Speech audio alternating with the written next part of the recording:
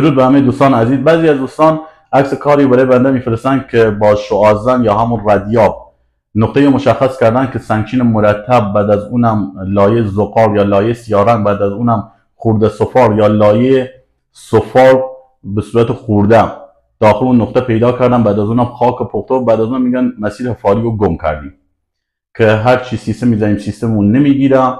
الان هم نمیدونیم چه کار کنیم.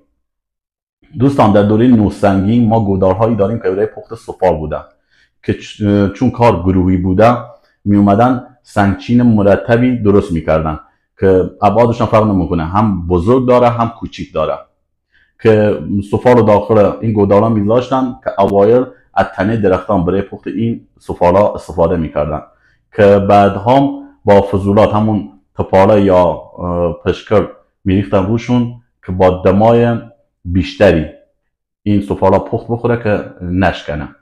که تیکه سفال ها یا خورده سفال داخل این لایه پیدا میشه که چون بالای این سفال ها زغال یا همون تپاله اینا استفاده کردن سوخته سیاهی رنگه، که اون سنگچین هم برای همون خود کار کوره است که پایین سفال هم به علت گرما به لایه پخته تبدیل میشه.